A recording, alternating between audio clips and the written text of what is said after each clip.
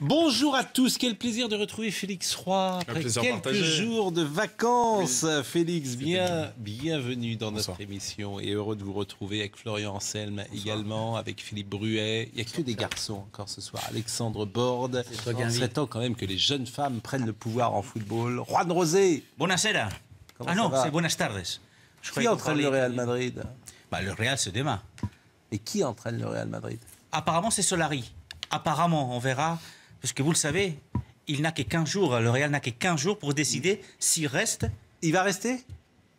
Intérim, ça reste souvent, hein, l'intérimaire. Il n'en reste plus qu'une. Ah oui, s'il gagne demain, il va rester. 15 jours. C'est le règlement espagnol. Dominique Cordier, on va commencer quasiment avec vous parce qu'on a appris que Dimitri Ribolovlev est en garde à vue à Monaco. Disons les choses. Il était encore il y a quelques heures. C'est quand même... Et Monaco est en train de jouer et Monaco perd 3-0.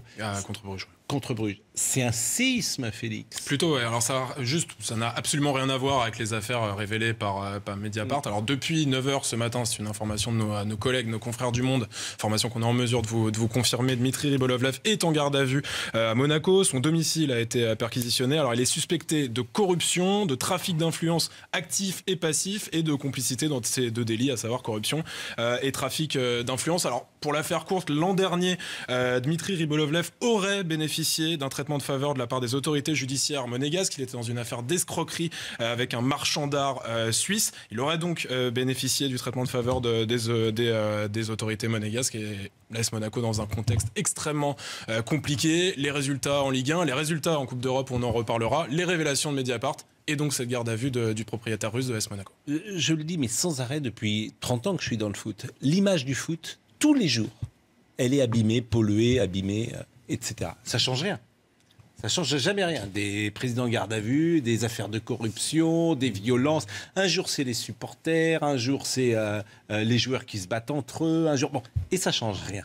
Mais là, simplement, M. Ribolovlev... Ça changera peut-être pour lui, quelque chose. Ribolovlev est propriétaire et actionnaire majoritaire et président de l'AS Monaco. Bien sûr. Mais cette affaire, effectivement, n'a rien à voir. Ces relations avec la police et la justice monégasque, des relations un peu trop proches qui ont été révélées par des SMS. C'est entendu, mais c'est de nouveau l'image du football qui est atteinte à travers la personnalité d'un de ses dirigeants. Là, il est avec le blason de l'AS Monaco. Il a beau...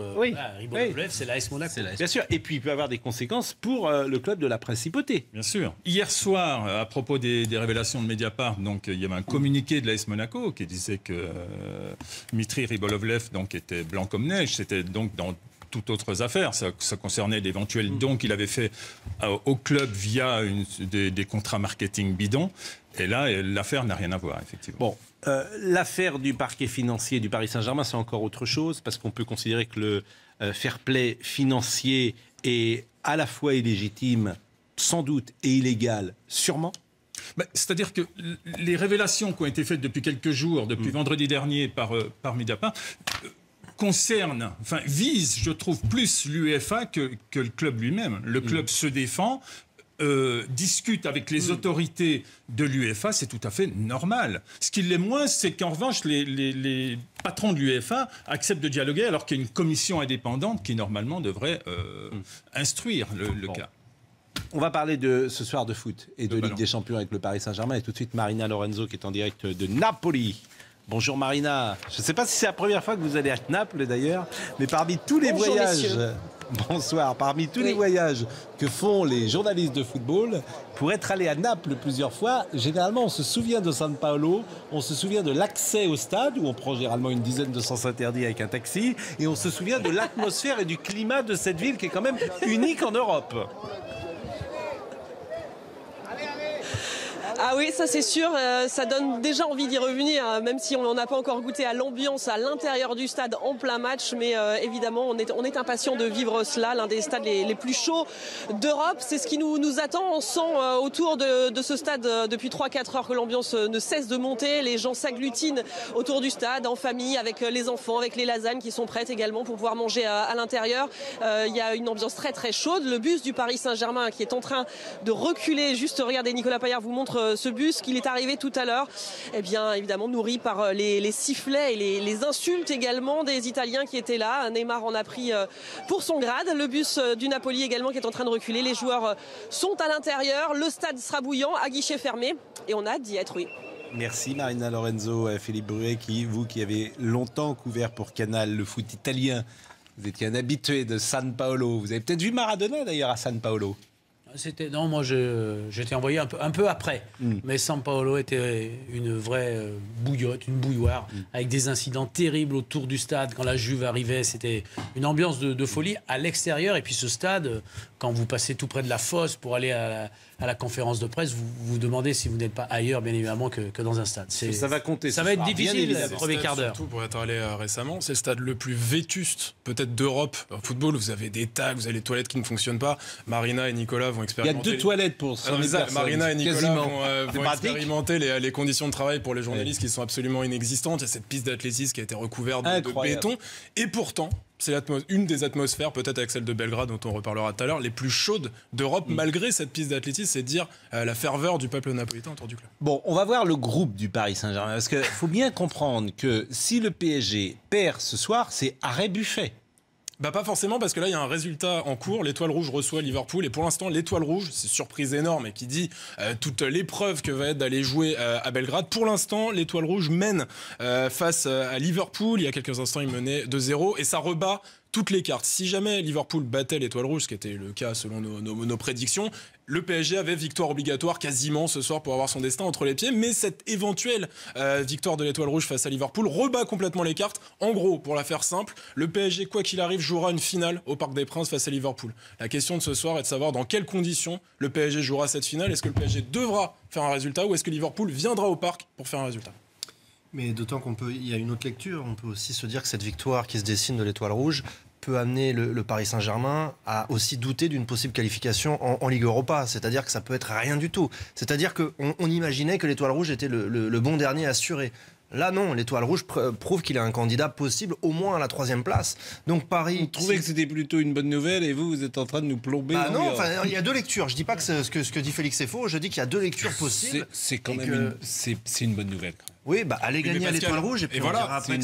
C'est une bonne nouvelle que l'Étoile Rouge batte Liverpool, c'est une bonne nouvelle. Ami, on va pas. Pas du tout. L'Étoile Rouge en battant Liverpool a 4 points. C'est-à-dire que le PSG va aller jouer à Belgrade avec une Étoile Rouge qui pourrait éventuellement se qualifier devant son public. Faut jouer à Belgrade. Et Naples a fait nul là-bas, et Liverpool est en train de perdre 2-0. L'objectif, c'est les 8e de la Ligue des Champions, c'est pas l'Europa League aujourd'hui. Oui. Ce que dit Félix à la fin est très important. Naples a fait nul là-bas et Liverpool est en train de perdre. Mais si le PSG ne gagne pas à Belgrade, le PSG est a priori plus fort. Ça, c'est un autre débat. Le PSG a gagné combien à l'aller ? Oui, 600. On a beaucoup parlé de ça. Oui, on a parlé de ce match. Mais vu la configuration de ce groupe... Rien du tout. Sur des gros matchs. Tiens, ce soir, moi je vous fais un petit pari. Ce soir, le PSG va gagner à Naples. Ah. Je vous le fais un petit pari. Le PSG va gagner à Naples. Du premier quart d'heure. Le PSG va gagner à Naples. Je prends les paris. Il faut se mouiller. Quelle Ça dépendait du dernier aussi. Comment, vous n'êtes pas d'accord ? J'ai du mal à... Je sais pas, votre prophétie me semble un petit peu véhémente, mais bon, on va dire... Elle n'est pas véhémente. C'est une bonne cote. Elle est pas véhémente. Non, c'est pas une bonne cote. Je pense que si le PSG, ce soir, dos au mur, avec ses stars, avec Neymar, avec Mbappé, n'a pas pris conscience que ce match est quasiment le plus important de sa saison, voire de la période QSI, c'est à désespérer du tout. Il faut pas Donc simplement... dans ces cas-là, Mais il y a une équipe la qualité peut faire la Oui, différence. mais il ne faut pas simplement qu'ils aient conscience de ça. Il faut que dans les premières 20 minutes, ils éteignent San Paolo. C'est-à-dire que s'ils se loupent au début du match ce soir, on donne peu de chances pour attraper les choses. C'est la conscience. J'entends Philippe. J'entends tout ce que vous dites, mais si t'es pas capable de ça, c'est effectivement que là t'es pas calibré pour. Mais voyons on a la compo de l'équipe, Félix. Il n'y a pas Cavani, figurez-vous, face à ces anciens. Non, mais c'était important pour Edinson Cavani. Qui serait là. Moi j'avais dit qu'ils étaient sûrs. C'était la première profession. Jacques Vendroux, Non. Pascal Pro. Il va entrer Moi en jeu. sérieusement, j'ai dit Cavani. Moi, quand j'ai dit Cavani sera sur le banc, je dis Son entrée en jeu promet d'être sympa au niveau de l'ambiance. Parce que je ne suis pas sûr de m'être prononcé là-dessus. Je sais que le plateau était plutôt pro-Cavani hier, mais... Non, parce que c'est la belle histoire. Au-delà de son problème de blessure à la cuisse, Cavani, c'est le 4e meilleur buteur de l'histoire du Napoli, derrière Maradona et entre autres. L'histoire aurait été évidemment magnifique et sûrement il fera son entrée en jeu acclamé ce sera aussi par beau. tous. Allez, la compo, Félix. La compo. La bouffonne. Regardez, Mbappé, Neymar, Di Maria. Est-ce qu'elle est équilibrée, cette équipe ? C'est ça qui En tout cas, c'est est le important. système que voulait mettre Draxler, Verratti, Meunier, Bernat, ça c'est quand même défensif. Thiago Silva, Di Maria, Mbappé, Neymar. Oui, non, mais Marquinhos, je découvre comme vous, il y en a 3. Il y a quand même, là, c'est un peu plus équilibré, Florian Ansel. C'est pas forcément plus équilibré, ça dépendra aussi du rôle. Moins offensif, t'as pas 4 attaquants. Oui, mais enfin, regardez comment joue Meunier, regardez comment joue Bernat. C'est très souvent, il se mue en ailier, quoi. Donc, faudra voir comment la stratégie que Tourelle choisira, les consignes qui seront appliquées ou pas par les latéraux. Et puis surtout, un joueur comme Draxler qui remplace Rabiot et qui, à la base, est plutôt un milieu offensif, voire un ailier lui aussi. Donc, est-ce qu'il va s'en tenir à ce rôle de milieu plus ou moins récupérateur? Les deux vont avoir du boulot. Le duo Verratti-Draxler va avoir un boulot monstre ce soir, parce que par rapport face à la paire au milieu napolitain mené par Alan. Ça ressemble en tout cas à l'équipe de la deuxième mi-temps du PSG Naples. Hein, voilà. Mais Ancelotti disait qu'il avait vu 2 PSG au match aller. Hein, il le disait ce matin dans la presse italienne. Première mi-temps où le PSG était insignifiant. La deuxième mi-temps, en revanche, meilleure, avec 3 en défense. Et là, ça ressemble effectivement au PSG de la deuxième mi-temps. Et avec ces 3 Est-ce qu'elle est plus équilibrée, plus défensive? Si vous écoutez notre ami Ancelotti, il s'est posé la question si le PSG était équilibré. Avec ce système, il est beaucoup plus équilibré. Ils l'ont montré il y a 15 jours face à Naples en deuxième mi-temps. Mais il y a un gros défi physique pour Meunier d'un côté et pour Bernat. Et si mais Meunier va jouer sans doute. Mais vous l'avez trouvé rassurante ta deuxième période contre Naples au match aller? Moi, je l'ai pas trouvé mieux que la première. Vous étiez complètement perdu. Oui, c'était mieux parce que la première était catastrophique. Et puis si vous avez 3 à l'avant qui ne font aucun effort défensif. Mais là, ils le feront. Ils sont obligés. Là, ils ont conscience. On attend toujours de voir ça. Sans conscience. Oui, Félix. Depuis 2012 et l'arrivée d'Antoine, la prolongation d'Antoine Comboré à la tête du Paris Saint-Germain, le Paris Saint-Germain joue en 4-3-3. De toute façon, ça a toujours été comme ça avec Laurent Blanc et Unai Emery. Aujourd'hui, Thomas Tuchel, c'est ça qui est intéressant, s'est rendu compte en début de mercato, et d'ailleurs il y avait des tensions, qu'il n'avait pas le matériel pour jouer en 4-3-3. Avec ces joueurs-là, c'est pas possible.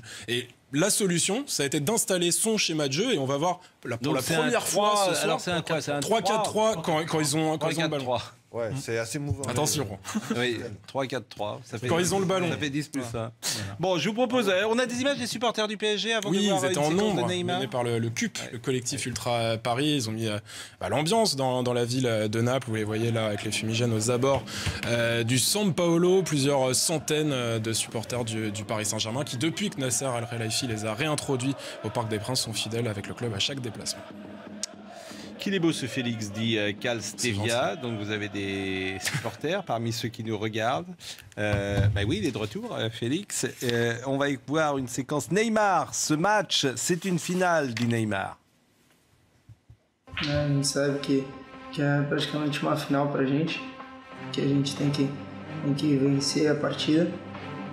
Então a gente espera fazer grande jogo, sair com bom resultado, que seja a vitória. Porque foi o que eu disse, é uma final e a gente tem que encarar isso como o último jogo da nossa vida. Réaction sur les propos de Neymar avec son bonnet. Vous attendez quoi qu'ils disent? Oui, vous avez. Non, mais juste si on peut quand même un peu plus planter le décor sur ce match. C'est vrai que si Paris perd ce soir, c'est vraiment a priori la fin d'une ère, quoi. C'est vraiment ce serait une catastrophe industrielle pour Paris de pas aller en 8e. Je pense que Neymar et Mbappé pourraient commencer à se poser des questions sur leur avenir. Ils remettraient en cause, je pense, la politique qui consisterait à faire venir des Buffon, des Dani Alves, etc. Je veux dire, ce serait l'échec absolu du Paris Saint-Germain après déjà 2-3 années, plus que moyenne en Ligue des Champions. Non, mais vous avez parfaitement raison. Vous avez parfaitement raison. Ce serait aussi leur échec à eux. Je suis d'accord. J'ai quand même appris dans les révélations, il y a beaucoup à dire sur les révélations de Mediapart et notamment sur les conséquences que ça aura, parce que ces conséquences, à mon sens, seront bien légères, pour la raison que je vous ai dit tout à l'heure. Le fair play financier, c'est sans doute illégal, et c'est en tout cas illégitime, et réciproquement. Mais 1,8 milliard, j'ai appris quand même. 1,8 milliard d'investissement, je pensais que c'était 1 milliard, 1,2 milliard. City, c'est encore plus, c'est 2,9 millions. C'est 2 milliards. Oui, non, mais le PSG, l'investissement du Qatar dans la Ligue 1, c'est 1,8 milliard depuis 2011. Mais c'était le chiffre, non, mais vous ne me répondez pas, mais c'est vous le spécialiste financier. On disait plutôt 1 milliard ou 1,2 milliard quand même. Ça vous a pas surpris, vous, 1,8 milliard? Eh bien, non, mais les chiffres sont donnés, ont été démentis par Paris. Oui. De toute façon, on savait que pour partir de 2011 et arriver à une équipe qui veut gagner la Ligue des Champions, ça se fait à coup de milliards. Je fais juste une parenthèse sur le fair play financier. C'est vrai que je comprends les grands clubs que vous représentez ici avec le Real Madrid, parce que tout ça, c'est une affaire d'argent. Les grands clubs ne veulent pas d'un nouvel entrant, donc il y a aussi une guerre de ce type-là, mais le nouvel entrant effectivement, il peut investir. Et quand il investit, par définition, il n'a pas des recettes à hauteur de son investissement. Je vais vous citer Amazon, par exemple. Amazon, il y a encore quelques années, faisait 1 milliard d'euros de chiffre d'affaires, 1 milliard d'euros de chiffre d'affaires, et avait 1 milliard d'euros de dette. Bon, c'est pareil. Si vous appliquez le fair play financier à toutes les entreprises, vous n'avez plus d'entreprise. Je voudrais simplement vous voyez ce que je veux dire ? Au départ, tu investis, tu pars de rien. Je voudrais rappeler tu pars de rien. Donc, ça veut dire qu'un club qui a 25 millions d'euros, par exemple, de budget, qui commencerait, ne pourrait jamais acheter un joueur à 100 millions. C'est quand même très étrange. Michel Platini, qui présidait l'UEFA de 2007 à 2015. Juste cette parenthèse sur le fair play financier. Non, mais Michel Platini répétait souvent que le fair play financier a été instauré à la demande des clubs. Ce sont les clubs qui en demandaient. Mais parce qu'ils ne veulent pas que les nouveaux entrants arrivent. Non, il y avait aussi des clubs intermédiaires que... Mais ils ne veulent pas. Mais c'est une affaire de business. Manchester United, le Bayern, Barcelone, la Juve. Vous croyez qu'ils veulent d'un nouvel entrant ? Évidemment qu'ils veulent du fair play financier. C'est une autre facette. C'est évident, les amis. Là, faut pas être naïf. Faut quand même mettre un peu les choses en perspective. Non, mais vous avez beaucoup critiqué en France, notamment les dettes des clubs espagnols à un moment donné. Oui. L'Espagne a restructuré la Liga, a mis une commission comme en France financière pour contrôler les clubs, les dépenses des clubs. Et puis, il ne faut pas non plus oublier. Le Real, le Barça, c'est des clubs qui ont 100 ans. Donc, c'est un nouveau arrivant. Mais c'est des clubs qui sont installés. Et puis, il y a une autre chose quand même. Quand vous parlez du Real et vous parlez du Barça, notamment, c'est pas des actionnaires, puisque c'est pas une société anonyme. Ce sont des socios. Donc, le système financier... Vous avez un peu écarté. Ce que je veux dire, c'est que quand le PSG arrive dans la cour des grands, par définition... Avant que ses recettes égalent ce qu'il dépense, il peut se passer quand même un peu de temps puisqu'il part de zéro. Oui, mais Pascal, le Bayern, le Real, le Barça, depuis des décennies, ils ont grandi, ils ont construit leur club, comme il disait. Ça a plus d'un siècle. Et là, en deux ans, le PSG arrive avec plein de milliards et vient déconstruire un peu ce qu'avait fait le Bayern. Le Real, il faut se mettre aussi à leur place. Mais c'est la loi du... Vous êtes extraordinaire. Non, mais c'est la loi du système économique. J'explique leur mobile. Bien sûr. Ah bah leur mobile, je comprends bien. Prenez le pays le plus libéral du monde, les États-Unis. Bon, la NBA est une ligue fermée avec un salary cap. C'est-à-dire que le sport échappe aux autres domaines de la société pour que l'équité soit respectée. Bon argument. Vous avez parfaitement raison, mais moi je suis pour... Si on était... Pour partir en vacances. Mais c'est vraiment un pays qui investit dans un club. Vous dites, si des investisseurs veulent venir, ils ont le droit. Mais là, si c'est un pays, par rapport à des investisseurs un peu moins notoirement cotés, ça ne ira pas. Lorsque le Qatar investit dans tous les hôtels, dans Disneyland, etc., en France... Mais pour le sport, c'est ce que disent. Le sport, il y a une spécificité. Oui, d'accord. Parce que si les clubs de foot, au lieu de jouer au foot, sauf que si vous allez à Bruxelles, votre spécificité, elle saute. Et c'est un peu pour ça qu'il y a négociation entre l'UEFA et le PSG. Mais il y a quand même, que tout le monde des particularismes. Il y a des particularismes. Parce que si on était dans n'importe quelle autre activité, le PSG aurait déjà absorbé l'OL, absorbé l'OM, aurait des clubs filiales. Dans le sport, on imagine bien que c'est impossible. J'entends bien ce que vous dites. C'est une activité spéciale. L'UEFA est quand même dans une comme la culture. L'UEFA est dans une position particulière, disant à ses investisseurs, non. Ne mettez pas de l'argent chez moi. C'est assez étrange comme position. Ça revient à ça. Je veux pas de votre argent. C'est assez étrange. Ce que vous générez en ressources, c'est n'en mettez pas plus que ce que vous régénérez en ressources. Et le déficit des clubs a fondu. Il y avait 2 milliards au début des années 2010 et aujourd'hui on est à 200 millions. Ça a fondu de 90%. On a juste fait cette petite parenthèse et on revient sur le match. Marina Lorenzo est avec nous, toujours en direct de Naples, de Napoli. Et on va écouter Tourelle, tiens, pourquoi pas, sur le match. C'est un défi. C'est un grand défi, mais maintenant, à mon avis, c'est mi-temps parce que ce sont 2 matchs et nous voulons gagner les compétitions directement contre Naples. Et maintenant, c'est mi-temps, c'est 2-2. Et on doit jouer à notre niveau maximum, c'est clair pour moi. Et ça, c'est le défi pour demain. Et puis il y a quelqu'un ce soir qui sera à Naples et qui est un Italien, en plus de Verratti, ce sera Gianluigi Buffon. Écoutons-le. C'est pas un match normal demain, parce que nous savons que gagner, il serait très important, il serait une grande chose. Mais l'important pour demain, je pense que serait ne perdre pas. parce que nous avons la possibilité plus avant de pouvoir gagner contre le Liverpool et l'Étoile Rouge. C'est à 21h, c'est Naples-Paris Saint-Germain. Je vous rappelle que pour le moment, l'Étoile Rouge de Belgrade mène contre Liverpool 2-0, ce qui est sans doute un résultat positif pour le Paris Saint-Germain.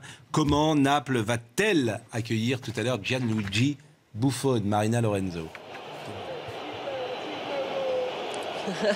C'est une question, effectivement. On sent évidemment qu'il y a un amour du conditionnel quand même ici d'une manière générale pour Gianluigi Buffon. C'est une légende, personne ne peut dire le contraire. Maintenant, évidemment, c'était le gardien de la Juve, le club ennemi de Napoli, pardon. Donc effectivement, il y aura peut-être un petit peu des deux. On entend déjà beaucoup de sifflets descendre des tribunes derrière nous à San Paolo, dans le stade qui est juste derrière nous. Est-ce que ce sont les joueurs parisiens qui arrivent sur la pelouse? Certainement. Ils ont été copieusement sifflés tout à l'heure lors de leur arrivée dans le bus. Donc Buffon certainement partagé. En tout cas, il a beaucoup parlé de cette ambiance ici à San Paolo en disant que ce n'est pas une ambiance comme les autres et que de toute manière les ambiances en Italie n'ont rien à voir avec les ambiances en France. Donc il a dû en parler avec les joueurs du Paris Saint-Germain. Merci et bonne soirée du côté de Naples, Marina. On vous envie d'être dans ce stade.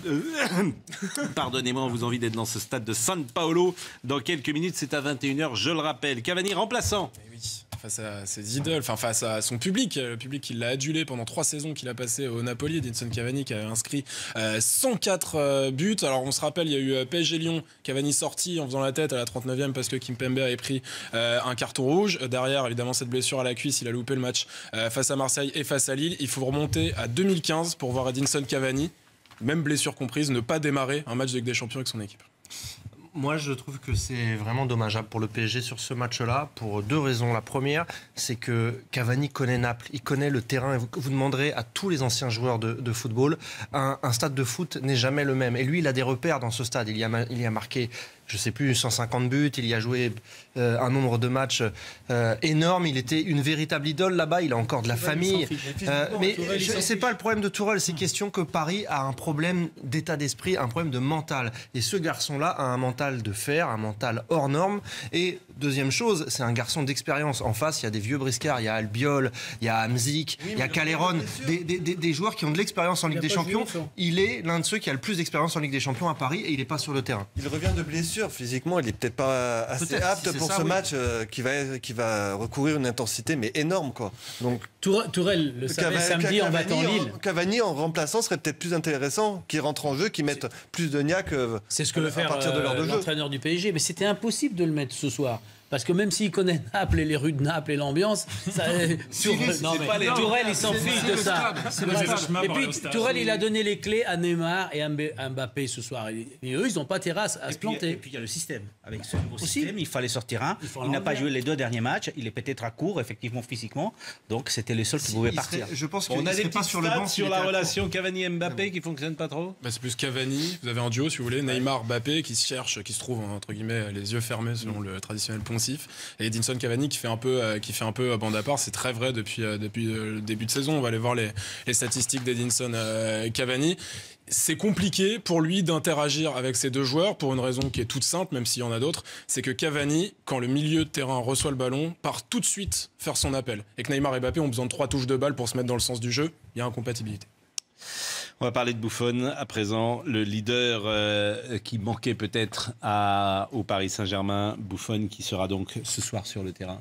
Il a un rôle très important, Gigi Buffon. Il a un rôle qui vient des carences qu'on pointe tous les ans au Paris Saint-Germain. Cette image, c'est au stade Vélodrome. Mbappé vient d'apprendre qu'il ne sera pas titulaire, sanctionné pour son retard à la causerie avec Adrien Rabiot. Et Buffon, il a été recruté pour ça aussi, lui explique que Kylian Mbappé doit transformer cette énergie en énergie positive. On sait exactement ce qui s'est passé, le coup tactique réussi par Tourelle. Mbappé rentre et Mbappé marque. Je ne sais pas s'il a besoin qu'on lui parle Mbappé quand je vois cette image. Je pense que si. Bon, les stades de faut le voir pour des matchs encore plus importants, justement, son rôle à Buffon.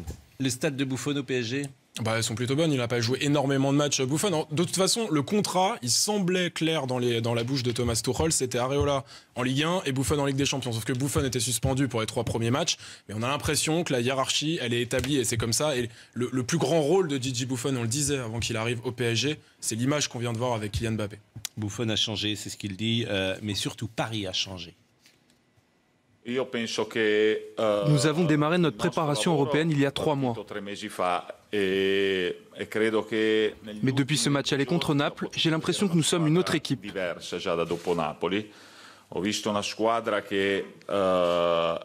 Je vois une équipe qui grandit, qui s'améliore, une équipe bien plus compacte.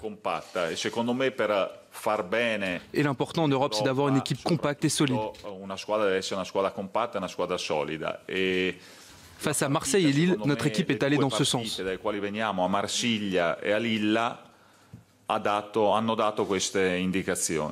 Contre Marseille et Lille, c'est ça le problème. On a passé l'heure de jeu à Belgrade et Belgrade mène toujours 2-0 contre Liverpool. Hashtag 20h-foot, vous pouvez donner votre avis. Chat alors, nous dit quelle connerie de ne pas mettre Cavani ce soir. Expliquez-moi la blague de Tourelle. Il est blessé. On en a parlé. Il est blessé. Il était blessé. Non, c'est une erreur, vraiment. Voilà, je crois que c'est vous n'êtes pas exprimé. Vous vous rendez pas compte. Je veux dire, je ne sais pas si vous êtes déjà allé. Félix avait l'air d'y être déjà allé. Le stade de Naples, vous jouez à 20 mètres à 20 mètres des spectateurs. Non, parce qu'il y a la piste. Non, mais bon. L'ambiance, c'est comme si. Mais je suis d'accord avec vous. Moi, j'aurais un groupe. T'aurais sorti qui alors? Voilà. Di Maria, sans aucune hésitation. Dans ces matchs-là, il n'a pas le mental. C'est lui qui met le but du 2-2. Ah oui. Ami. Ah non, mais bon. Si Cavani entre en jeu et marque... Expliquez la blague, demande Bach. Donc ça aurait été le bon choix. Mais Cavani sera peut-être l'homme de la soirée. Il va rentrer à la 60e, il va marquer le but vainqueur. Ça veut rien dire. Peut-être que... Rappelez-vous qu'au match aller, on s'est interrogé sur l'absence de Thiago Silva. Regardez, vous auriez enlevé Bernat. Les Brésiliens disent il est fâché avec Tourelle. Moi, j'aurais enlevé Bernat et j'aurais mis Di Maria à gauche. Pourquoi pas? Et à ce moment-là, tu mets... Ça, je pense que c'est la formule face à une autre opposition. C'est-à-dire qu'au San Paolo, face à Naples, c'était Di Maria qui était annoncé dans son couloir. D'équilibre aussi, il fait la composition de Pascal. C'est vrai. C'est vrai. Côté défensif de Di Maria. J'espère qu'on a répondu à Bacha alors, qui est sans doute un pseudo. On peut le penser. Sur Buffon, on a terminé. Le stade Buffon historique en Ligue des Champions. Elle le fuit.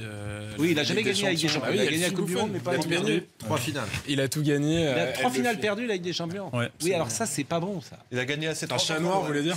Oui, c'est un chat noir. Et surtout, sa dernière image, c'était à Madrid, son expulsion à Madrid. Ses dernières minutes. Bien sûr. 1088 matchs dans sa carrière. C'est pas mal. 1088 matchs officiels.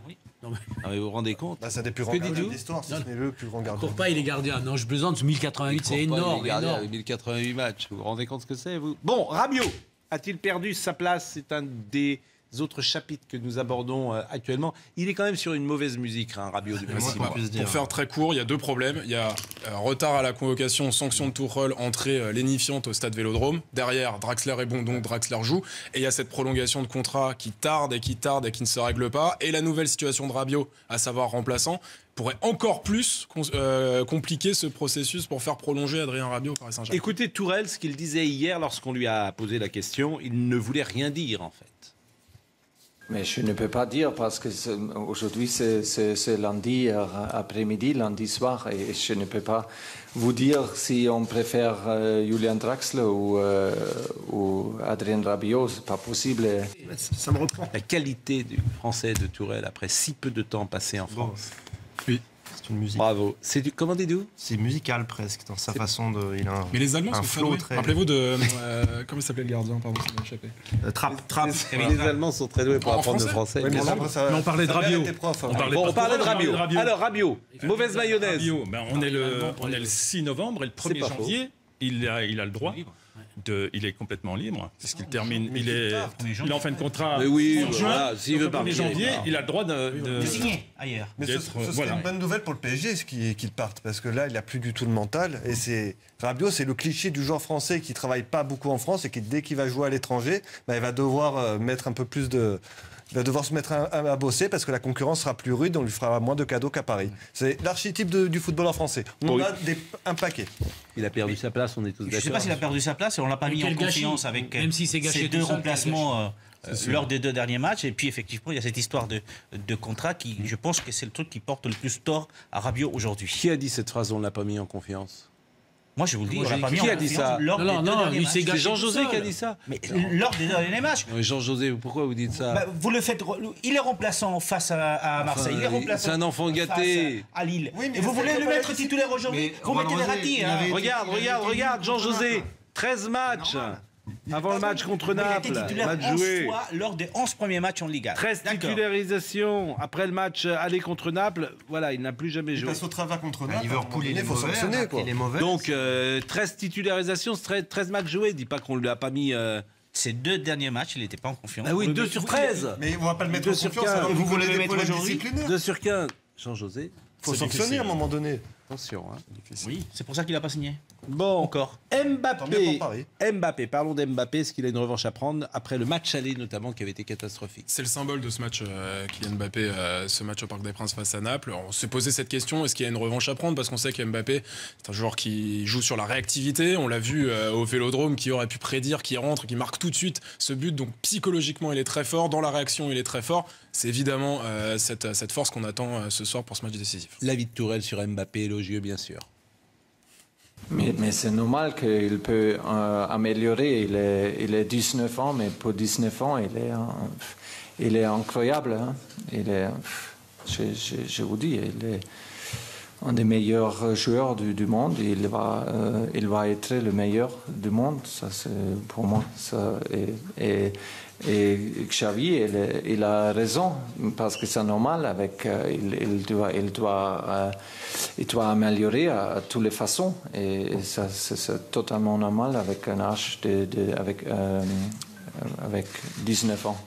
Il répondait Tourelle indirectement à Xavi, qui avait un peu attaqué Xavi, évidemment, le Barcelonais. Oui, qui pour la deuxième fois. Égratigné. Un tout petit peu, effectivement, disant que c'est un grand joueur qui a la technique, mais est un grand joueur de football, une superstar, style Messi, Ronaldo. Ça nécessite beaucoup plus de choses. Et donc, c'est cette maturité dont il n'a pas encore... Dur d'être mature à 19 ans quand même. Il a 19 ans. On ne va pas lui demander de raisonner comme un papy. Bientôt 20. Il n'y a pas... On va demander franchement ce soir, vous allez nous fâcher. Parce que donnez-nous 2 joueurs aussi matures que Mbappé au monde. Il a 19 ans. Je vous dis qu'il y a des joueurs comme Ronaldo qui part au même âge, adolescent à Manchester et qui est formé là-bas, et qui a été protégé et qui a grandi là-bas. Il a toujours été très mature. Et je vous dis la même chose pour Messi. Excusez-moi, il arrive à 14 ans à Barcelone et il a grandi comme footballeur à Barcelone. Pas beaucoup grandi, mais Pascal, on peut pas dire ça en parlant de... Il y a des exemples. Alors qu'on parle d'un joueur qui a qualifié l'équipe de France en quart de finale de la Coupe du Monde contre l'Argentine. On parle d'un joueur qui entre, comme le disait Félix, contre Marseille, qui marque immédiatement. Si ça, c'est pas un signe de maturité. Mais dans le jeu, il est mature. Non, mais Jean-José, c'est normal que je ne sois pas mature. Juan Rosé, c'est normal. Vous avez oublié certaines choses parce que vous étiez déjà éliminé de la Coupe du Monde en quart de finale. Oui, mais rappelez-vous le France-Argentine. Bon, je sais que vous n'étiez pas jusqu'au bout, les Espagnols, vous êtes rentrés en Espagne. Mais souvenez-vous quand même de France-Argentine et de Mbappé qui a atomisé l'Argentine. Je suis tout à fait d'accord avec vous. Ah oui, mais vous le dites mal. Les déclarations des Xavi ne méritent pas non plus et de faire les mondes des critiques. Félix, est-ce qu'on peut juste rendre grâce et écouter avec sagesse la parole de Xavi, qui est quand même une personne qui voit le foot de la manière la plus pertinente possible, qui est un grand artisan de la venue de Tuchel au Paris Saint-Germain. Ça faut pas, il est très très proche du Qatar, de Nasser Al-Khelaifi. Pour moi, ce sera un des grands monsieur du football dans les années à venir, Xavi, à n'en pas douter. Quand il parle de Mbappé en disant manque de maturité, il parle de ce qui s'est passé pendant les matchs de poule avec Didier Deschamps sur le travail défensif. Il parle de ce qui s'est passé au Bernabéu l'année dernière. Kylian Mbappé a des choses à perfectionner. Bon, on l'attend ce soir en tout cas. Coup de poker, Tourelle, on va revoir peut-être la compo de Tourelle. Parce que est-ce que c'est un coup de poker, Philippe Bruet? Est-ce qu'il joue gros lui aussi, Tourelle, ce soir? Parce qu'il prend des risques. Il sort Cavani, donc c'est quand même une prise de risque. On le rappelle, si vous nous rejoignez, c'est une compo d'équipe que vous découvrez peut-être. Bernat, Draxler, Thiago Silva, Verratti et Meunier. Et derrière, 3 défenseurs simplement.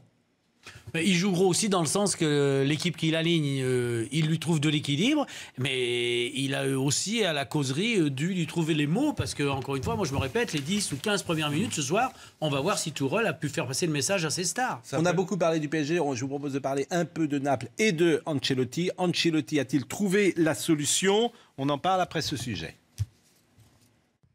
Il y a de la sérénité chez ce Napoli, une équipe habituée aux joutes européennes et aux grands rendez-vous. Pourtant, quelque chose semble avoir changé. L'arrivée de Carlo Ancelotti a apporté beaucoup plus de maîtrise à une équipe déjà séduisante dans le jeu. Mais l'Italien s'est resté à sa place pour le moment.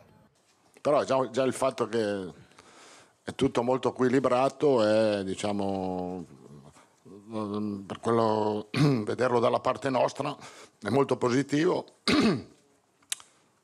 perché insomma all'inizio alla vigilia al sorteggio non era così, eravamo la terza ruota del carro e adesso siamo lì. La technique de l'éternel outsider pour éviter toute pression, Carlo Ancelotti la maîtrise parfaitement. Une expérience bénéfique à des Napolitains qui n'étaient pas sortis de leur poule l'an dernier en Ligue des Champions. Per me ogni anno che ho giocato qua a Napoli è stata una squadra forte. Non ti posso dire che questa è una più forte che altri anni perché abbiamo avuto tanti giocatori anche forti e penso che tutti gli anni che sono stato qui fino adesso siamo stata una squadra forte. Avec 2 défaites seulement en 14 matchs, les hommes de Carlo Ancelotti veulent confirmer à l'échelon continental. La rencontre de ce soir sera une indication pour savoir si ce Napoli rentre dans la cour des grands d'Europe. Ancelotti a-t-il trouvé la solution? Et il a modifié Naples, qui était une équipe assez romantique sous Sarri, qui est devenue plus pragmatique, plus cynique avec Ancelotti. Et on l'a vu d'ailleurs avec cette victoire de Naples contre le PSG, avec ce 3e but marqué dans les arrêts de jeu, alors que Naples pliait face au PSG. C'est ce Naples-là, plus italien. Bien plus italien que la saison dernière. Il a aussi le mérite d'avoir replacé Insigne, qui aujourd'hui joue en pointe, qui est son poste de prédilection. Il met but sur but. Il l'associe très souvent à Mertens, le Belge, qui est dans une forme éblouissante depuis 2 saisons et demie. Donc non seulement ils ont une attaque qui fonctionne vraiment, mais en plus de ça, ils ont une défense de fer. Ils prennent très peu de buts. Ils sont capables de faire 5-6 matchs avec des clean sheets, sans prendre de but. Donc Naples avec il fait plus tourner aussi derrière. Et vous m'avez inquiété ce soir. Il a encore laissé 5. Mais c'est une énorme équipe. Franchement, vous m'avez inquiété parce que alors on la voit la composition évidemment de l'équipe. C'est une énorme équipe. Il ne faut pas oublier qu'il y a un adversaire en face surtout. Vous m'avez inquiété la forme de Naples avant qu'on joue au traditionnel jeu des pronostics. Alexandre a totalement raison. Naples fait pas de cadeau en Serie A. Il y a eu 2 accros dans la saison napolitaine, battus par la Sampdoria Gênes de Grégoire Defrel et surclassés au Juventus Stadium face à la Juve. Mais sinon, Naples, c'est très costaud. Et Ancelotti a choisi la stabilité. Chaque joueur, poste pour poste, c'est la même composition, le même schéma qu'au match aller au Parc des Princes. On va jouer au jeu des pronostics. Et on parlait de fair play financier, tout ça. Insigne devrait être le seul Italien au coup d'envoi, et puis Mbappé, le seul Français dans l'équipe d'en face. Ah oui, ça c'est drôle. Il n'y a qu'un Italien en Italie. Il y a plus d'Italiens dans l'équipe du Paris Saint-Germain ce soir qu'à Naples. Voilà. Ouais, extraordinaire. Oui, mais il y a 2 Italiens avec Buffon. Il représente vraiment Naples. Il ne représente pas l'Italie, il représente Naples surtout. C'est rigolo qu'il y ait plus d'Italiens dans un club français qui joue comme une équipe italienne. Pronostic. 2-1 pour Paris. 2-1 pour Paris. 1 partout. 1 partout, Juan Rosé. 2-1 pour Naples. 2-1. Mais vous êtes... Bah non, pour les forces... Vous êtes cassant. Voilà, à chaque fois, vous êtes cassant dans tous les domaines. Voilà, vous êtes celui qui annonce... Vous me dites de faire un pronostic, vous ne me dites pas de rêver, vous ne me dites pas d'espérer. Il casse l'ambiance. À demi-cassant, 2-2. 2-2. Comme au match aller, pourquoi pas. Philippe a volé mon pronostic, donc je vais dire allez, un 3-3. Comme ça, il y aura du spectacle, il y aura de l'ambiance. Ça va être bien. Et un partout, il l'a dit avant moi, mais c'est ça qui va se passer. Un partout. C'est ça qui va se passer. Ah oui, c'est un partout. Pour votre retour, vous êtes affirmatif. Ouais. J'ai dit 3-1 pour le Paris Saint-Germain parce que ce soir, le PSG va... Vous êtes un rêveur, Pascal. C'est possible. Mais le PSG va gagner. Je dois dire également que Antoine Camboire n'est plus l'entraîneur de Guingamp. Il a été viré après le 5-0 effectivement de Nantes. On ne sait pas encore quel est le nouvel entraîneur du FC. On peut juste dire que c'est quand même un peu triste parce qu'en championnat, il restait sur 3 matchs sans défaite et il venait de qualifier son équipe en Coupe de la Ligue, donc c'est quand même un peu sévère. Voilà. C'est l'ex, vous le savez, mais il avait signé en plus, donc il va partir avec quelques indemnités, j'imagine. Je dois dire également que Dominique Raymond était à la vision ce soir, que Thibaut Palefroy était à la réalisation, que Jeff Couvlar était au son. Restez à l'antenne, parce que dans quelques secondes, c'est un JT Sport spécial Route du Rhum. Où c'est globalement c'est avarie sur avarie. Armel Leclerc a chaviré sur son grand bateau. Ça va trop vite. Qui a coûté une fortune. Et à l'arrivée, il a duré 3 jours sans doute. Même pas. Vous vous rendez compte, les investissements pour c'est Banque Populaire en plus. Je ne connais pas. Vous ne connaissez pas. Vous n'intéressez qu'au football. Bien sûr. Vous êtes déjà monté sur un bateau? Oui, j'aime beaucoup. C'est vrai. Pédalo. Le bateau mouche, quoi. Le bateau mouche. C'était entre le pont de l'Allemagne. Entre le pont de l'Allemagne et le pont Napoléon et le pont Marie. Sur un bateau mouche. C'était un plaisir en tout cas. Merci Félix. Retour Tony Truant ce soir. Merci à tous. L'info se poursuit sur CNews. Restez avec nous, la route du Rhum, à l'instant.